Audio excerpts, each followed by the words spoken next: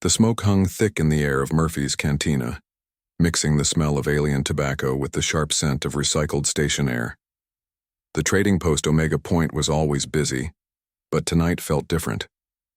Creatures from dozens of worlds sat around tables, their voices creating a low buzz of conversation in languages both familiar and strange. Commander Zethkar sat alone at a corner table, his four eyes watching the crowd while his clawed hands wrapped around a glass of Terran whiskey. The old Vorthon warrior was bigger than most beings in the cantina, his thick shell-like skin marked with scars from countless battles. Gray streaks ran through the ridges on his head, showing his age, but his eyes still held the sharp focus of a seasoned fighter. At a nearby table, a group of young aliens were talking loudly, their voices carrying over the background noise. Most were traders or transport pilots, the kind who had never seen real combat but loved to act tough when they were drunk. "I heard the humans are expanding again," said a thin Zillaran with bright blue skin. His name was Crix, and he flew cargo runs between the outer colonies, taking more systems in the outer rim. "So what?" laughed his companion, a thick-bodied Gromac named Vex. "Humans are weak, all pink skin and soft bodies. My people could crush them without breaking a sweat." The others at the table nodded and made sounds of agreement. They passed around a bottle of strong liquor, getting braver with each drink. "I fought some humans once," bragged another alien. This one from a species Zethkar did not recognize. 3 of them tried to board my ship near the Centauri belt. I threw them out the airlock with one hand. More laughter filled the air. Zethkar's grip tightened on his glass, but he said nothing. He had heard these kinds of stories before, usually from beings who had never actually met a human in combat. "The Federation should just wipe them out," Crix continued, his voice getting louder. "End the problem before it gets worse. Humans breed like insects and spread everywhere. They are a disease that needs to be stopped." "Agreed," said Vex, slamming his fist on the table. "They have no honor, no tradition.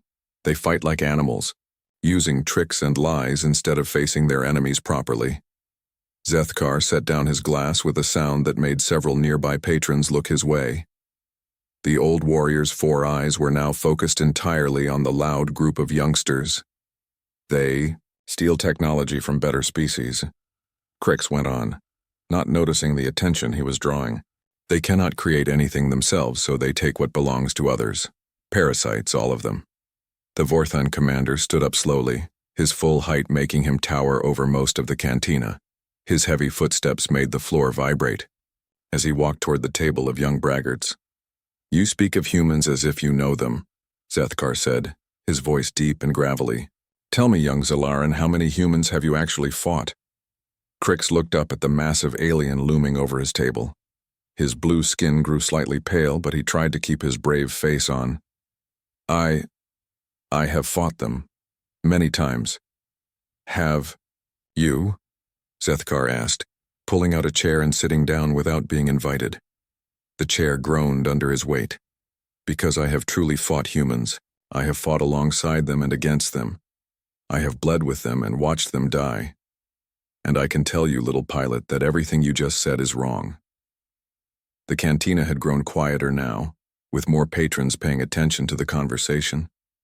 Word was spreading that Commander Zethkar, the famous war veteran, was about to tell a story. "You are just an old soldier living in the past," Vex said, trying to sound tough. "The humans you fought were probably weaklings from some backwater colony." Zethkar's laugh was like rocks grinding together. "Weaklings?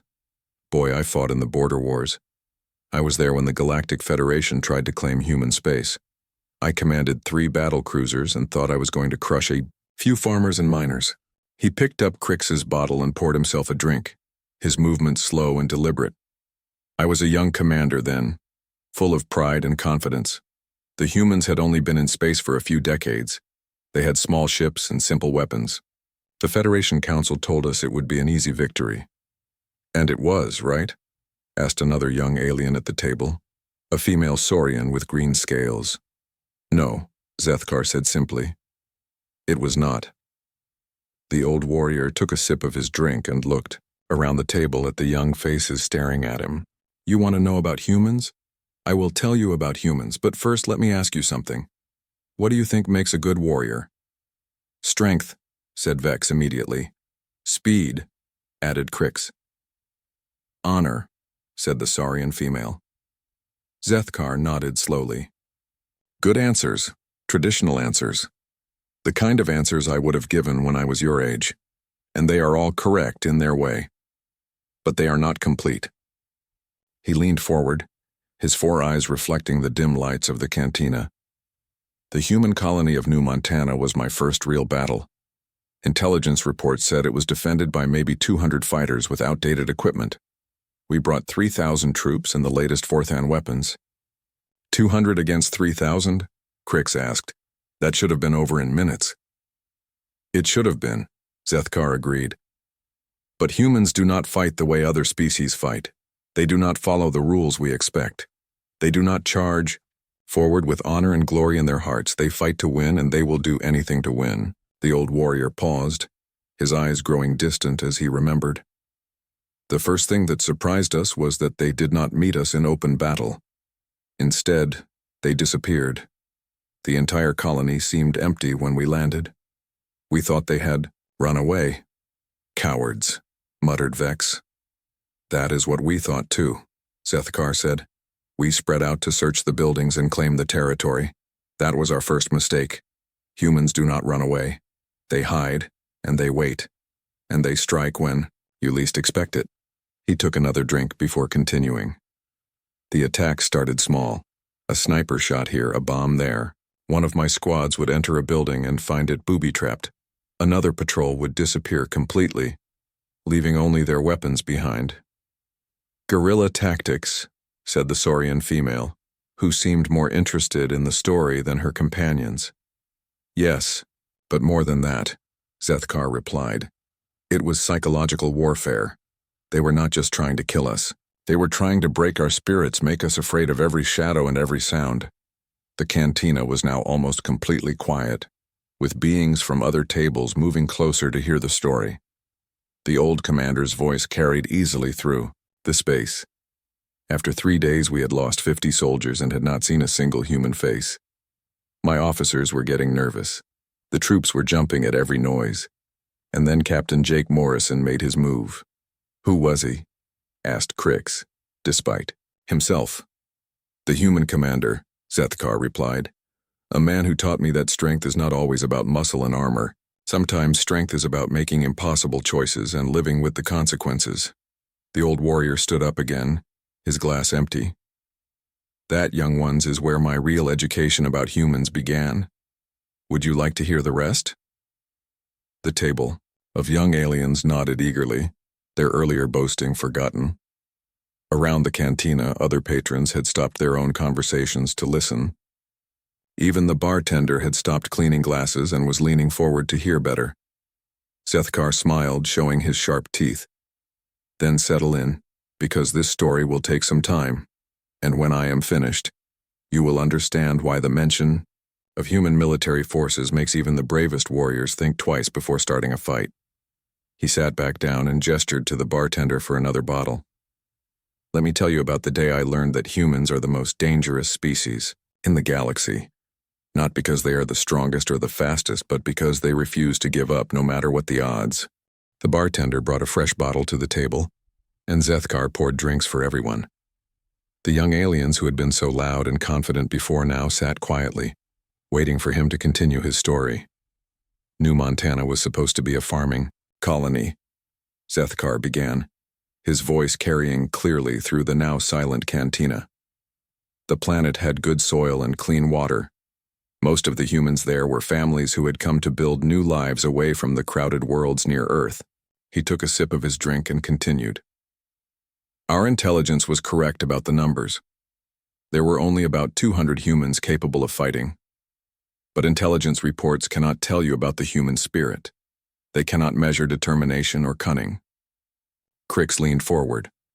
What happened after 3 days of fighting? Captain Jake Morrison decided to change the game, Zethkar replied. He had been watching us, learning our patterns. He knew we were getting frustrated and scared. That was when He showed me something I had never seen before in any warrior. The old Vorthan's 4 eyes seemed to glow in the dim light as he remembered. Morrison sent us a message on our communication channel. He said he wanted to meet face to face to discuss terms for surrender. He was giving up? Asked Vex, sounding disappointed. That is what we thought, Zethkar said with a grim smile. My second-in-command warned me it was a trap, but I was young and proud. I thought the human captain had finally realized he could not win against superior numbers. He paused, swirling the liquid in his glass. We met in the center of the main settlement. Morrison came alone as promised. He was a small man, not much bigger than a human female. He had gray hair and kind eyes. He looked more like a farmer than a soldier. Did he surrender? The Saurian female asked. No, Zethkar said firmly. He did something much more dangerous. He talked to me like I was a person, not an enemy. He asked about my family, my homeworld. He told me about the colony, about the children who lived there, about the crops they were trying to grow. The aliens around the table looked confused. What kind of strategy was that? Crix asked. The most effective one I had ever encountered, Zethkar replied. He was making me see the colonists as real people, not just targets. But that was not the trap. The trap was what he said next.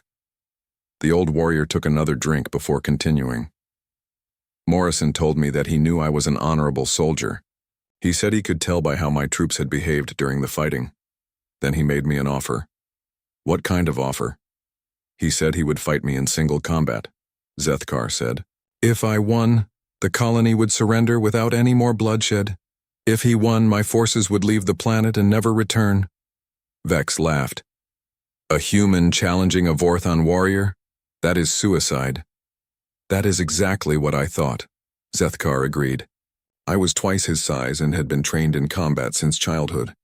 Morrison was a middle-aged farmer who had learned to fight during the war. It seemed like an easy victory. So you accepted? Of course I did. How could I refuse such a gift? Zethkar's expression grew serious. That was my second mistake. I underestimated not just Morrison, but the entire nature of human warfare. He leaned back in his chair, his massive frame making it creak. We agreed to fight at dawn the next day, in the town square. No weapons, just hand-to-hand combat. I spent the night confident that the war would be over by breakfast. But it was not, the Saurian asked. No, it was not, Zethkar confirmed. When dawn came, I walked into that square expecting to face one desperate human. Instead, I found myself facing something I had never seen before. The cantina was completely silent now, with every patron listening to the story.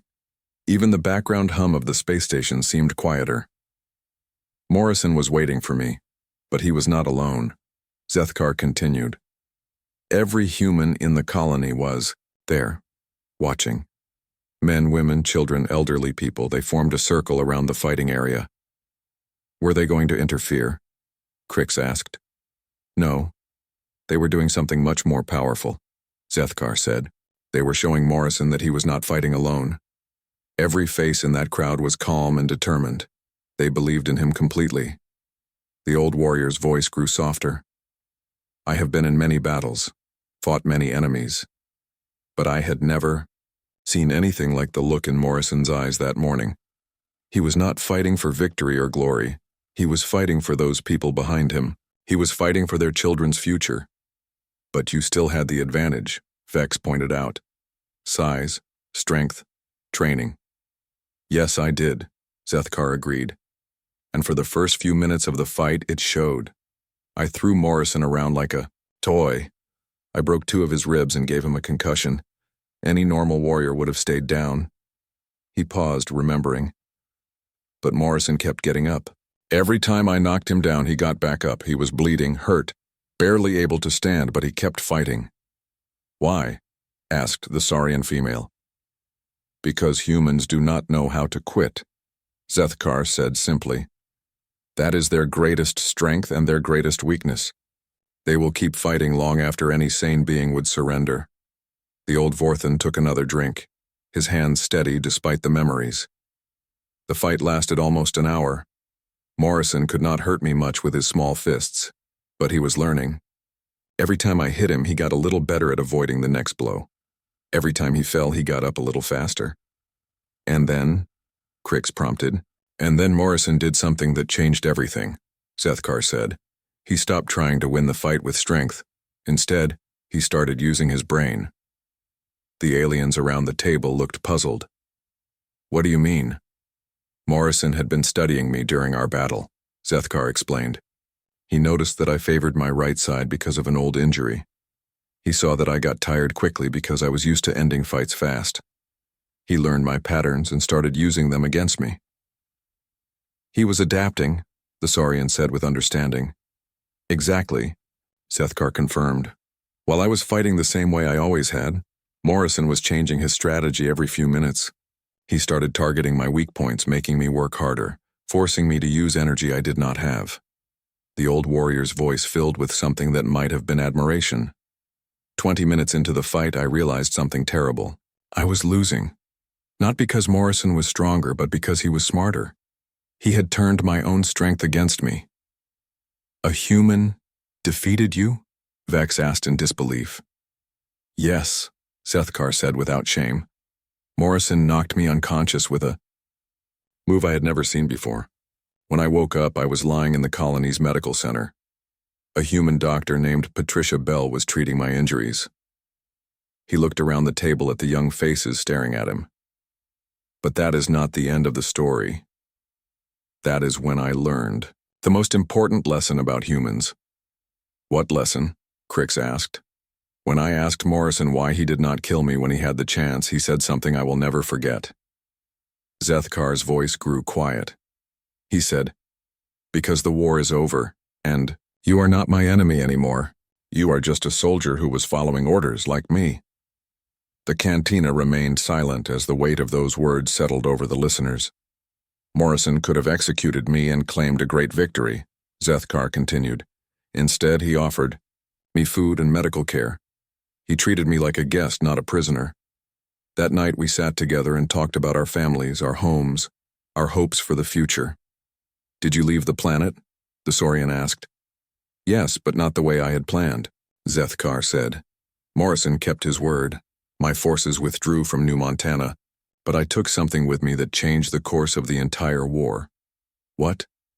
Respect, Zethkar said simply. And the knowledge that humans are not the weak creatures we thought they were. They are something far more dangerous. They are survivors, who refuse to give up, teachers who can change their enemies into allies, and dreamers who fight for a better tomorrow. He stood up again, looking around the crowded cantina. That was my first lesson about human warfare, but it was not my last. Zethkar sat back down and poured himself another drink. The young aliens around the table were completely absorbed in his story now, their earlier boasting forgotten. Other patrons in the cantina had moved their chairs closer, creating a larger circle around the old warrior. Morrison's victory at New Montana sent shockwaves through the Federation military. Zethkar continued. Suddenly, every commander was asking questions about human capabilities. The easy conquest we had planned became something much more complicated. Crix leaned forward. What did your superiors say when you reported back? They did not believe me at first, Zethkar admitted. A human farmer defeating a Vorthon commander in single combat? It sounded impossible. They thought I was making excuses for my failure. The old warrior's 4 eyes darkened with memory. But then more reports started coming in. Human colonies that should have fallen in days were holding out for weeks. Small, human fleets were using tactics that made no sense but somehow worked. What kind of tactics? Asked the Saurian female. Chaos, Zethkar said simply. Pure, organized chaos. While we fought according to ancient traditions and proven strategies, humans threw out every rule of warfare we had ever learned. He took a sip of his drink before continuing. There was a battle near the Kepler system where Admiral Lisa Wright commanded a small human fleet against a much larger Vorthon force. By all logic, she should have retreated or been destroyed within hours. But she was not? No, she was not, Zethkar confirmed. Wright split her fleet into tiny groups and attacked from 12 different directions at once. She used civilian cargo ships as decoys, converted mining vessels into missile platforms, and turned asteroid fields into weapon factories. The aliens around the table looked confused. That sounds like madness, Vex said. It was madness, Zethkar agreed, but it was effective madness. The Vorthan admiral commanding the attack force had trained for 40 years to fight traditional space battles. He had no idea how to respond to Wright's insanity. The old warrior's voice grew animated as he described the battle. Wright would attack one part of our formation, then disappear into the asteroids. When we moved to pursue her, she would appear somewhere else entirely and hit our supply ships. When we tried to protect our supplies, she would attack our communications relay. Shide was everywhere at once, the Saurian observed. Exactly, Zethkar said.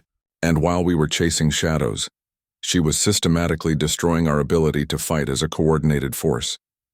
By the time we realized what was happening, half our fleet was damaged or destroyed.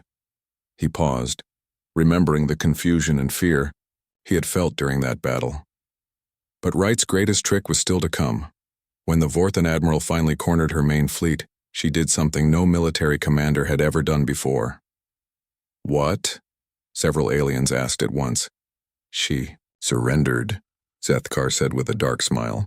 Wright broadcast a message to every ship in both fleets saying that she was laying down her arms to prevent further bloodshed. That does not sound like a trick, Crix said, looking puzzled. It was not a trick, Zethkar replied. It was something much more dangerous. It was psychological warfare at its finest. Wright knew that her surrender would be broadcast to every human colony in the system. She knew that thousands of civilians would hear her final message. The old warrior leaned forward, his voice dropping to almost a whisper. In that message, Wright told her people that she was proud of them, that they had fought bravely, and that she believed in their future. She asked them to remember that the war was not about hatred, but about the right to choose their own destiny.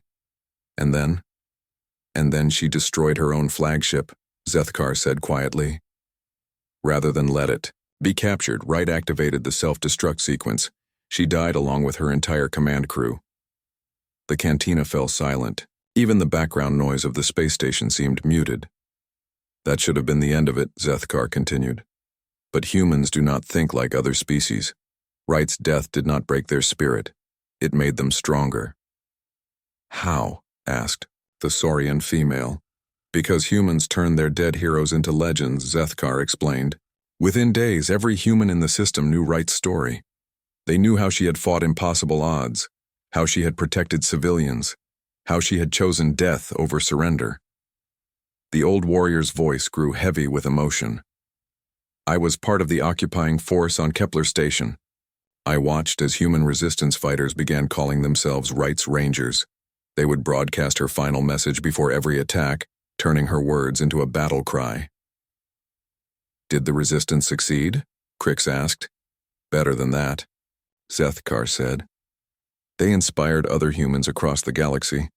Wright's story spread from system to system, carried by refugees and merchants and anyone who had heard the tale. Soon human forces everywhere were fighting with a fury we had never seen before. He took another drink, his hands steady despite the intensity of his memories. That was when I realized that the Federation had made a terrible mistake. We were not just fighting human soldiers. We were fighting human ideas, human hope, human refusal to accept defeat. But you were still winning battles, Vex pointed out. Some battles, yes, Zethkar agreed. But we were losing the war. Every human we killed became a martyr. Every colony we conquered became a symbol of resistance. Every victory we achieved made the humans more determined to fight back.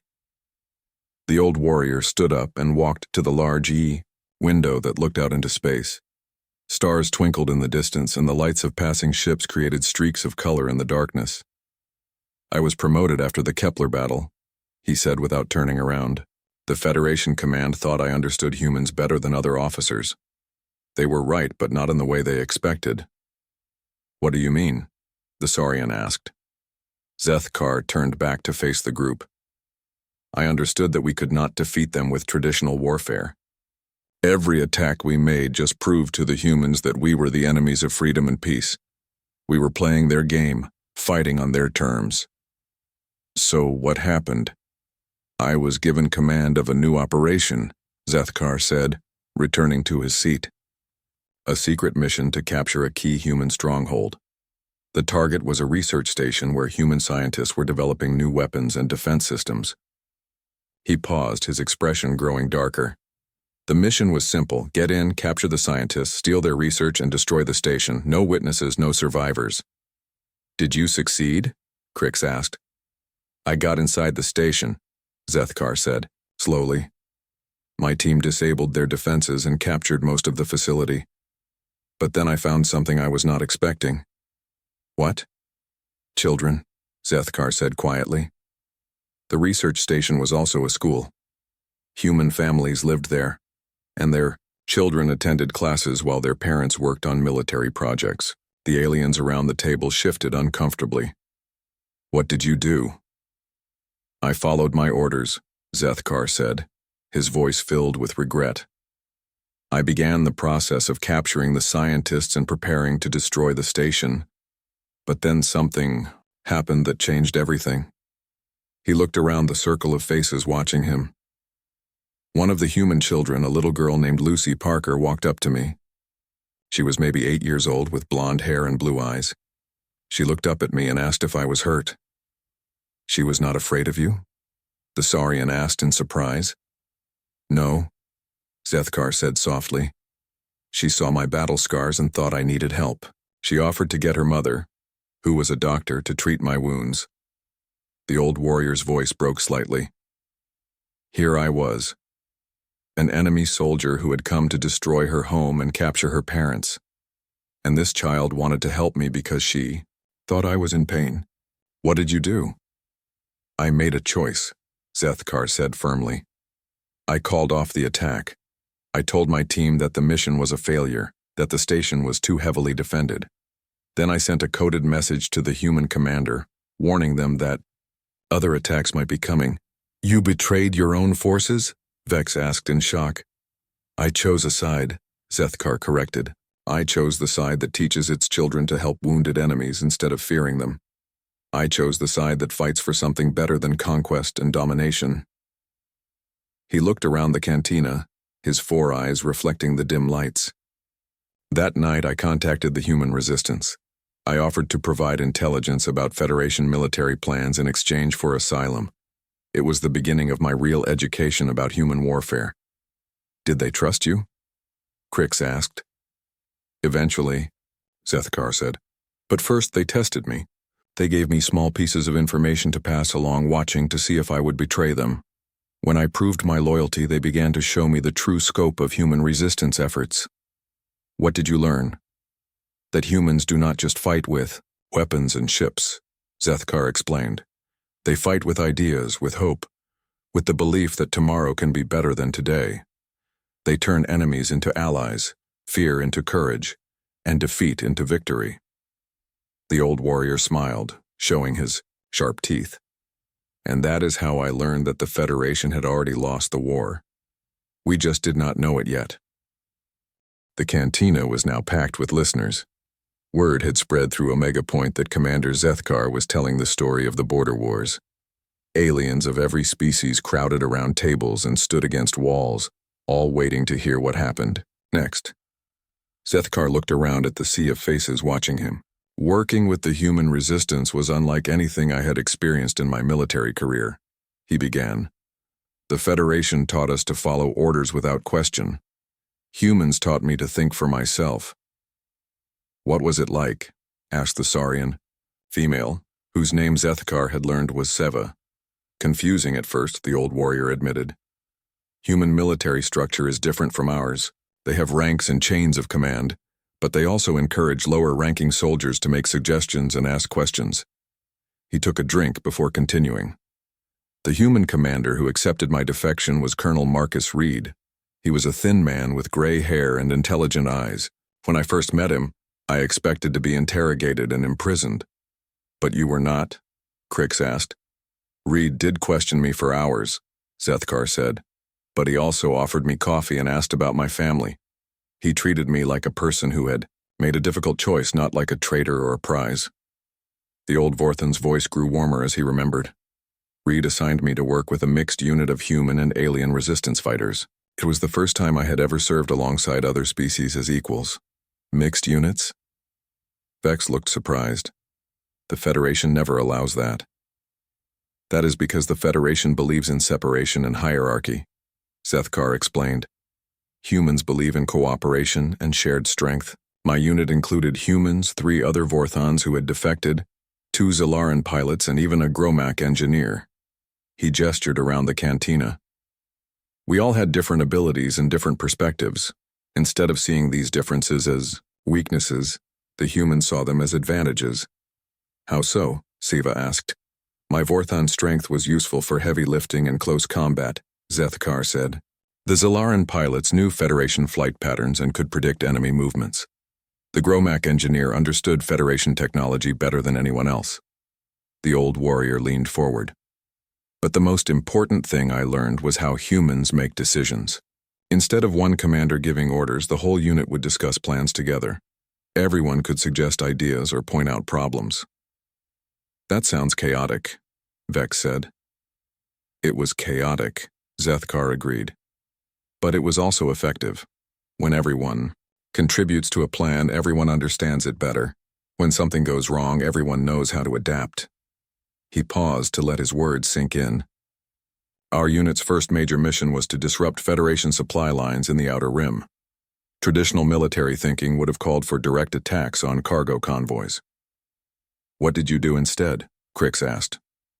We got creative, Zethkar said, with a grin. The human lieutenant leading our mission was a woman named Amy Rodriguez. She had been a teacher before the war, and she thought like a teacher even in combat. What does that mean? Rodriguez did not just want to destroy Federation supplies, Zethkar explained. She wanted to teach the Federation that their invasion was wrong.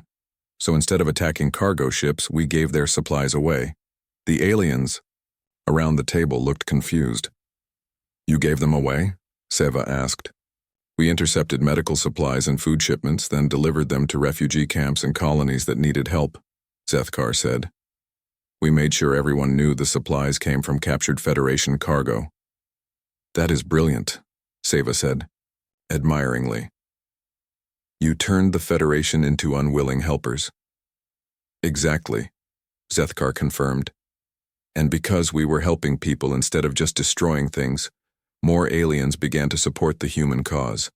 Colonies that had been neutral started providing information and safe harbor.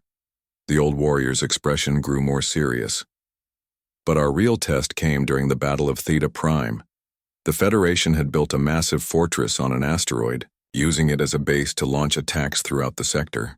How big was this fortress? Crix asked. Enormous, Zethkar said. It housed 50,000 troops and had enough firepower to destroy an entire fleet. The Federation thought it was invincible. He took another drink. The human resistance had been planning an attack for months, but every strategy seemed impossible. The fortress had too many defenses, too many soldiers, too many weapons. So what changed? Major Danny Brooks arrived with a new idea, Zethkar said. Brooks was young for his rank, maybe 30 years old. He had curly brown hair and was always smiling, even in the middle of battles. The old warrior's voice filled with admiration. Brooks had studied the fortress for weeks, but he was not looking at its weapons or its shields. He was looking at its people. What do you mean? Siva asked. Brooks realized that most of the soldiers in the fortress were not there by choice, Zethkar explained. They were conscripts from conquered worlds, forced to fight for the Federation. They had families and homes they wanted to return to. So he decided to talk to them instead of fighting them? Vex asked skeptically. In a way, yes, Zethkar said. But first we had to get their attention. Brooks organized the largest coordinated attack and resistance history. 30 different strike teams hit Federation targets across the sector all on the same day. The old warrior's eyes gleamed with memory. It was beautiful to watch. While Federation forces were scrambling to respond to attacks everywhere, Brooks led a small team directly to the fortress. How did you get inside? We did not break in, Zethkar said. We knocked on the front door and asked to be let in. Several aliens laughed, thinking he was joking, but Zethkar's expression remained serious. Brooks sent a message to the fortress commander, asking for a meeting under a flag of truce. He continued. He said he wanted to discuss terms for ending the violence in the sector. Did the commander agree? Crix asked. He did, Zethkar said. But he thought it was a trap. The commander, General Paul Kane, brought 100 guards to the meeting. Brooks brought just 5 of us. The old warrior paused dramatically. What Kane did not expect was that Brooks was not there to negotiate with him. He was there to talk to Kane's soldiers. How? Brooks had learned something important about human communication, Zethkar explained. He knew that people listen more carefully when they think they are overhearing something private. I do not understand, Seva said. Brooks talked to Kane as if the guards were not there, Zethkar said. He spoke about the war, about the soldiers who were dying far from home, about families that would never see their loved ones again. The old warrior's voice grew soft. Brooks told Kane that the resistance was not fighting against soldiers like them. He said they were fighting against the leaders who started the war, the ones who sent young people to die for their own power. What happened? At first, nothing, Zethkar said. Kane rejected Brooks's offer and ordered us to leave, but Brooks had planted seeds of doubt in the minds of those soldiers. He leaned forward. Over the next week, something amazing happened. Soldiers began deserting from the fortress, not in large groups that would be noticed, but 1 or 2 at a time. They were defecting? Some were, Zethkar confirmed. Others were just going home. They had heard Brooks's words and realized they did not want to die for the Federation. The old warrior's voice grew excited. Within 2 weeks, the fortress had lost almost half its garrison. Kane was forced to request reinforcements, but the Federation was fighting resistance uprisings on dozens of worlds. So the fortress fell without a battle? Vex asked. Not exactly, Zethkar said. Kane was a stubborn man who refused to surrender, but by then, his remaining soldiers had no heart for fighting. When Brooks finally attacked, most of the defenders laid down their weapons immediately. And Kane? Kane fought to the end, Zethkar said sadly. He was a good soldier who believed he was doing his duty. Brooks tried to convince him to surrender, but Kane chose to die fighting rather than admit defeat. The old warrior was quiet for a moment. That was when I truly understood the difference between human warfare and Federation warfare. The Federation would have killed every soldier in that fortress and called it a great victory. What did the humans do? Brooks ordered his medics to treat the wounded Federation soldiers, Zethkar said. He gave the survivors a choice. Join the resistance, return to their homeworlds, or be held as prisoners of war with full rights and protections. Most chose to go home, Seva guessed. Most chose to join us, Zethkar corrected. Brooks had shown them that there was another way to fight, a better way to live. Within a month, former Federation soldiers were training new resistance fighters. The old warrior stood up and stretched his massive frame. The fall of Theta Prime marked the beginning of the end for the Federation invasion. But the final battle was still to come, and it would test everything humans had taught me about courage, sacrifice, and hope. He looked around the crowded cantina. That battle would also introduce me to the bravest human I ever met. A young woman named Karen Mills who showed me that sometimes the greatest victory requires the ultimate sacrifice. The cantina was completely silent now. Even the usual sounds of the space station seemed muted as everyone waited for Zethkar to continue his story. The old warrior looked around at the faces watching him, then slowly sat back down. The final battle of the border wars took place above the planet Sanctuary, he began. It was called that because it had become a safe haven for refugees from across the galaxy. Humans, Vorthons, Zillarans, Gromax, and dozens of other species lived there, together in peace. Crix leaned forward. Why was that important? Because Sanctuary represented everything the human resistance was fighting for, Zethkar explained. It was proof that different species could live together without fear or hatred. The Federation saw it as a symbol of rebellion that had to be destroyed. The old warrior's voice grew heavy. Admiral Rex Stone, the Federation's most ruthless commander, arrived with the largest fleet ever assembled, 200 warships carrying enough firepower to turn the planet's surface into glass. How many ships did the Resistance have? Seva asked. 43. Zethkar said simply. Most of them were converted cargo haulers and mining vessels. Against Stone's fleet, we might as well have been throwing rocks at a mountain. Several aliens shook their heads in disbelief. Those odds are impossible, Vex said. That is what Stone thought too, Zethkar agreed. He sent a message to the planet demanding immediate surrender. He said he would give the civilians 6 hours to evacuate before he began his bombardment. Did they evacuate? Some did, Zethkar said. The elderly, the sick, the very young. But most of the people on Sanctuary chose to stay.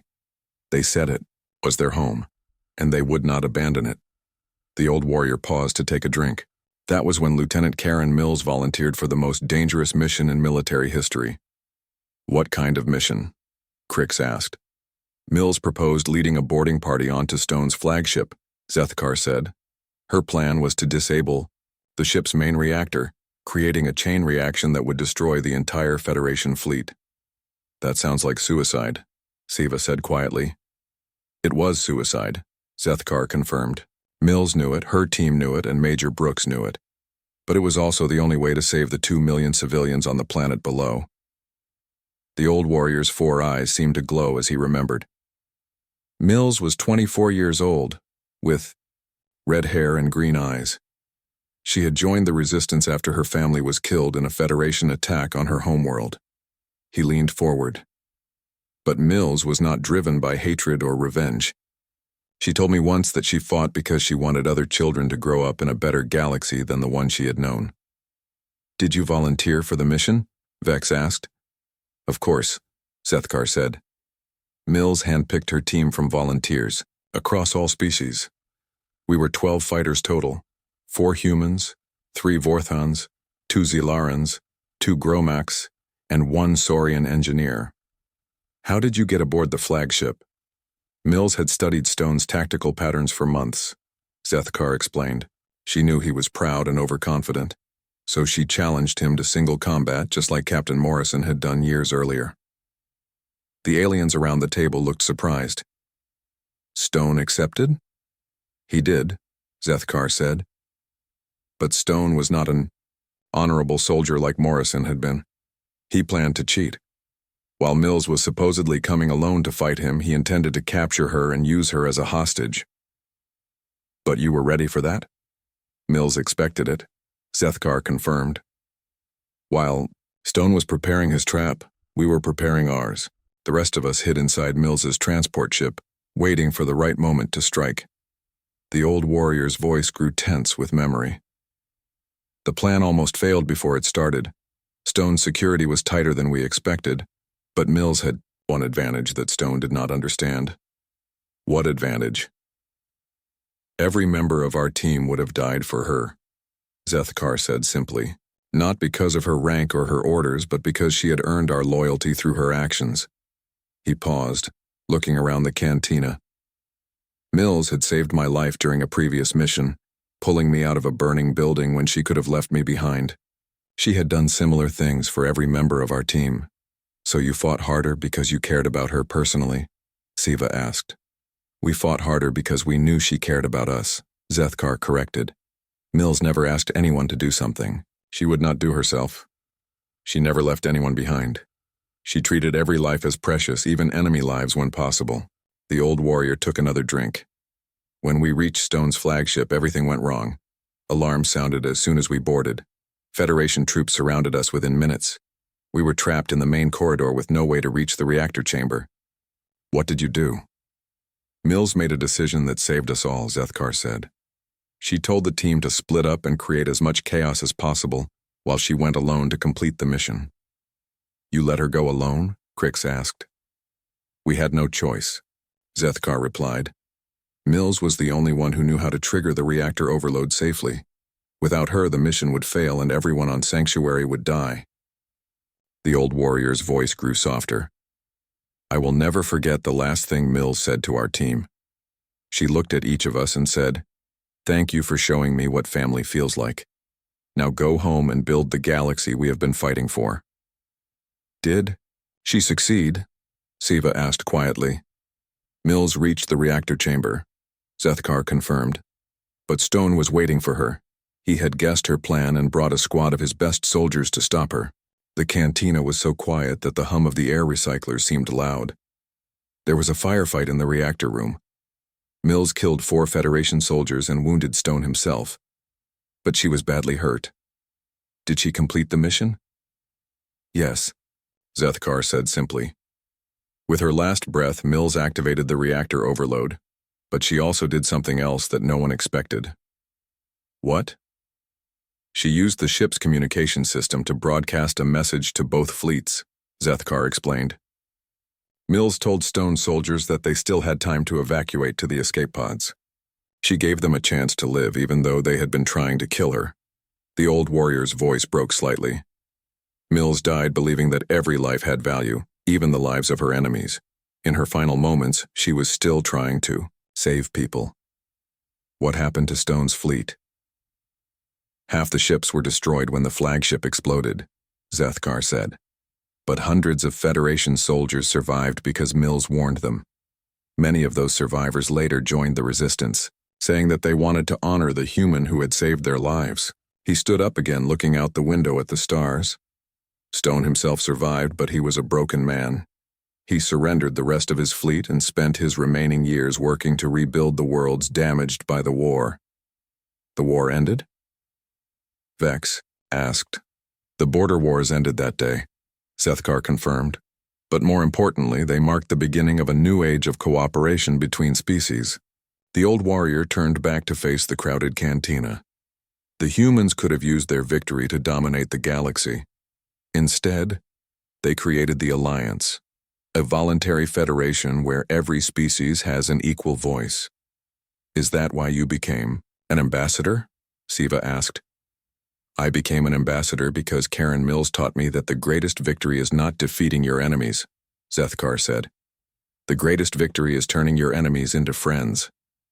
He looked around the room at the mix of species listening to his story. Today, former Federation worlds work alongside human colonies to explore new regions of space. Vorthon engineers design ships with human crews. Zilaran pilots train at human academies. And you, young Crix, Zethkar said, focusing on the Zilaran, who had started the evening's discussion. You fly cargo routes that exist because humans insisted on free trade for all species, not just the powerful ones. Crix looked down at his drink, his blue skin darkening with embarrassment. You asked me about human warfare, Zethkar continued. Now you know the truth. Humans are the most dangerous warriors in the galaxy, not because they are the strongest or the smartest, but because they fight for something greater than themselves. The old warrior picked up his glass and raised it high. They fight for hope. They fight for justice. They fight so that children like Lucy Parker can grow up in a galaxy where being different is celebrated, not feared. And that, he said, draining his glass, is why any species foolish enough to go to war with humanity has already lost. Because humans do not just defeat their enemies, they transform them into something better. The cantina erupted in applause as Zethkar finished his story. Aliens of every species raised their drinks in salute, many wiping tears from their eyes. As the old warrior gathered his things to leave, Crix stood up. Commander, he said quietly, thank you for the lesson. Zethkar placed a heavy hand on the young Zilaran's shoulder. Remember it well, pilot. And remember that every human you meet carries the legacy of Morrison, Wright, Rodriguez, Brooks, and Mills. Treat them with the respect they have earned. He walked toward the door, then paused and looked back one final time.